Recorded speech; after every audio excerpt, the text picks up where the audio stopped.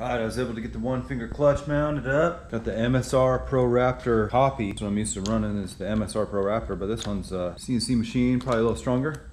Feels pretty good. Everything all mounted, the switches. Got the bar ends on, I'll show you that in the next video. But it's all about getting the position to where you're comfortable. I like to go one finger and then I work the back brake, clutch is in, pull the back brake, do a U-turn or a stall, spin or diamond, but it's ready to go.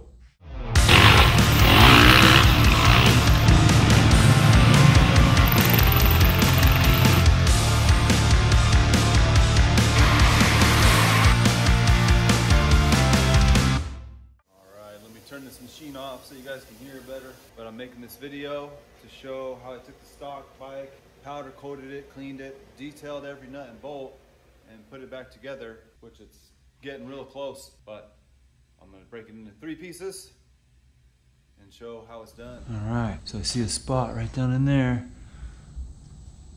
to weave the cable right through, kind of the factory wiring loom. Question is, can I do it without pulling off all the plastic? Not quite sure, let's find out. Oh yeah, I can see where the wiring goes, right up through here. There it is there. I'm gonna use that factory little wiring loom connector right there too. I'll get that in a minute, I'm sure if I'll need it. So there's the bottom. Magura comes with the banjo bolt and more of those crush washers.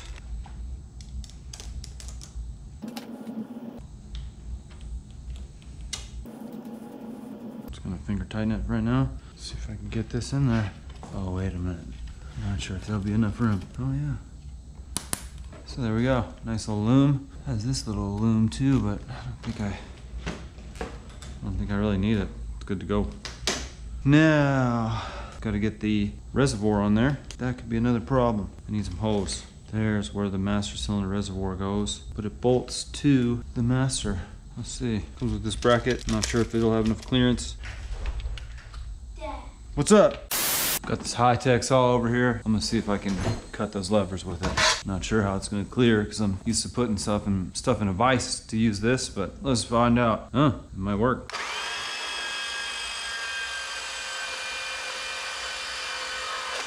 Done. I like to do it right at the line on this one.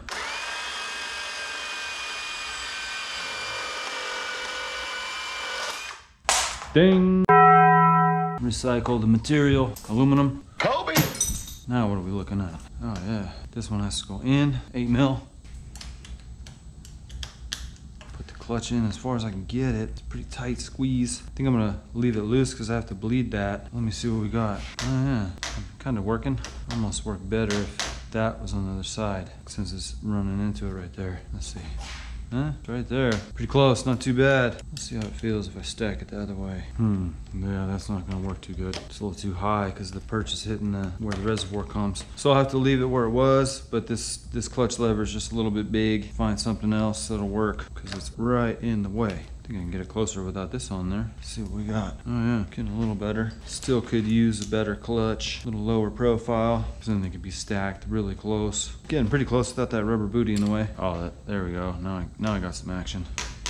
One finger on the clutch, one on the handbrake. So I come into the corner, pull the clutch in, work the back brake, so I can do U-turns, diamonds, circles, spins, whatever, but I always got the clutch in. 1 and 1. All right, but I'm gonna have to bleed that, so I need some space. Then we're gonna have to find a place to put this, and it looks like it'll go right back there. Just gotta ditch these things, or ditch this entire assembly. Get an easy pull on it. All right, I wanna make sure I keep it away from anything hot. Get some zip ties on this bad boy.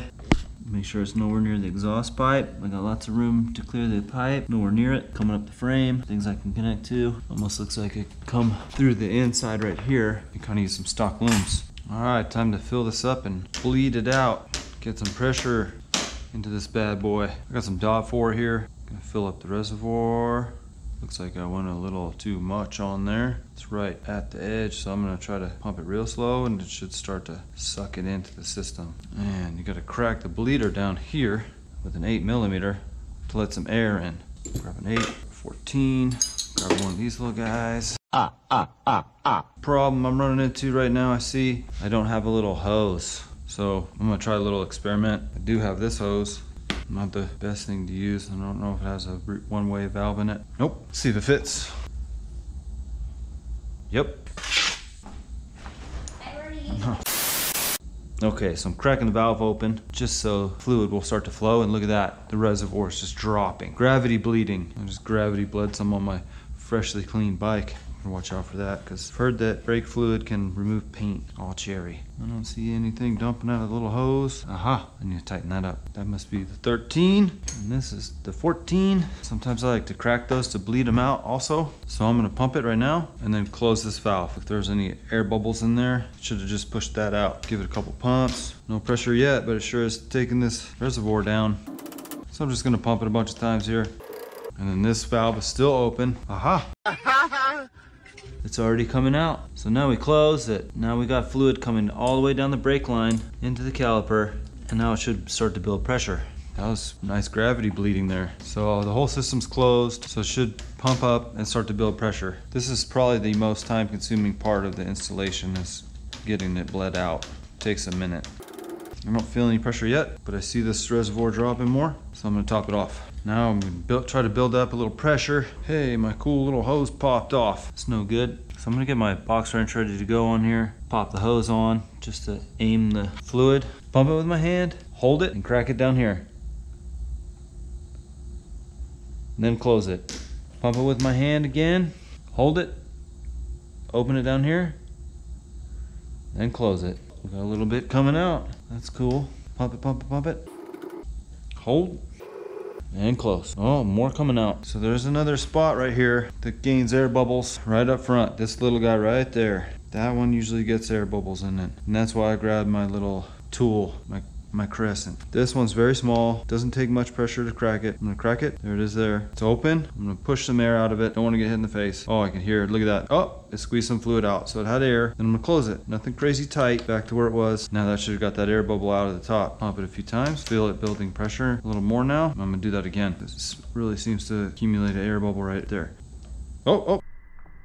Air bubble just poked out. Pump it again, crack it again. Nice solid stream that time. So that one should be good. Now I'm gonna make a mess out of that one. I like to go top down, go bottom up too if you want. So I'm gonna pump this guy and crack it. Nice solid stream, pump and crack.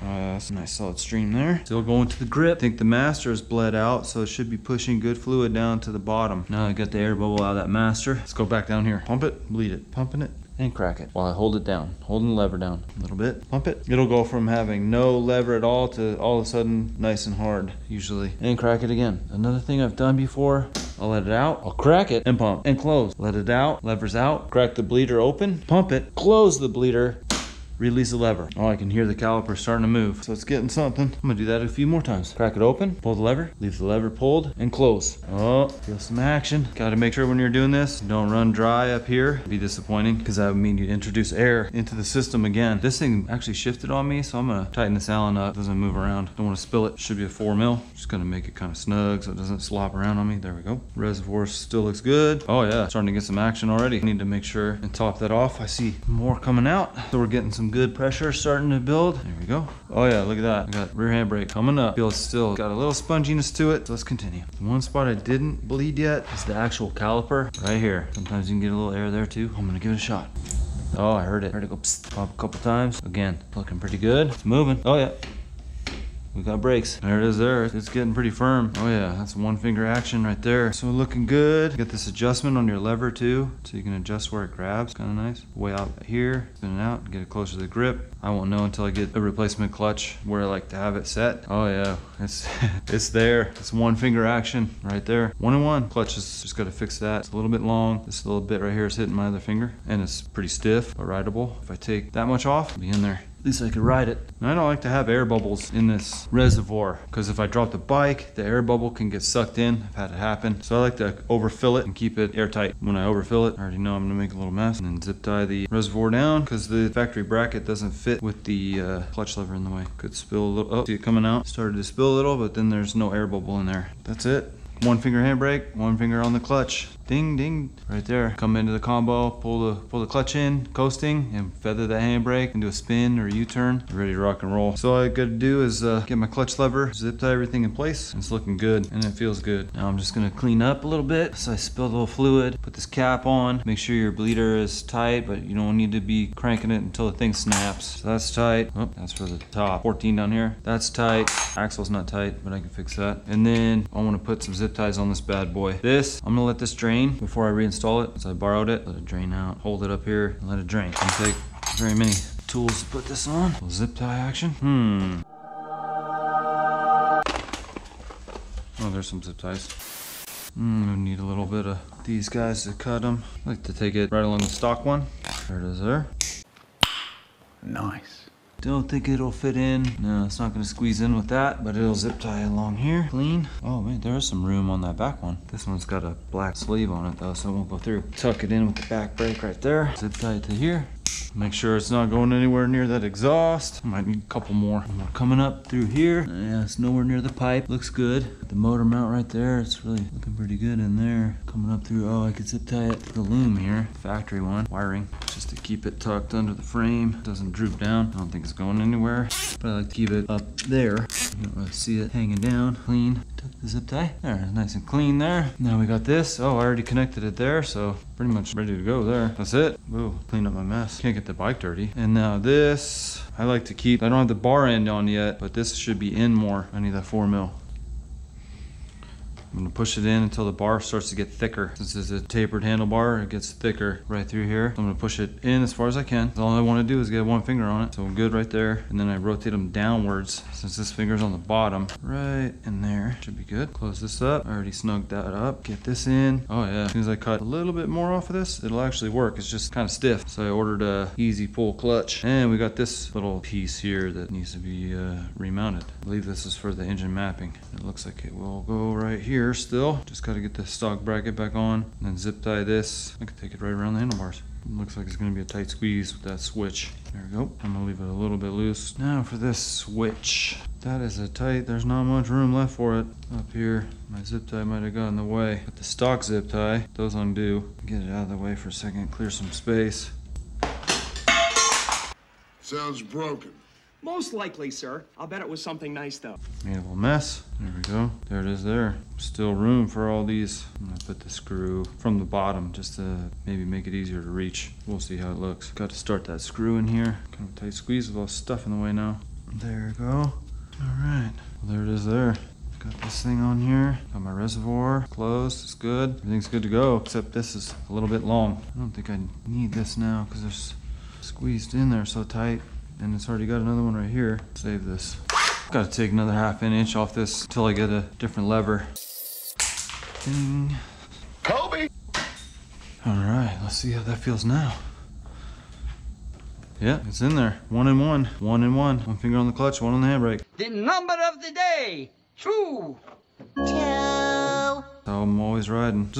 Oh yeah, it's rideable. This is just a little tight, a little stiff. Got to get an 8 mil back on that bad boy. There it is there. 1 finger, clutch, and handbrake. Just like that. Everything's all dialed in. This thing should be drained by now. Sitting there for a little while. Always clean it out too. Shoot some cleaner through there or something, but it should be good to go. I'll let it sit right here and just overnight to make sure there's no brake fluid coming out of here since I borrowed it. It should be ready to rock.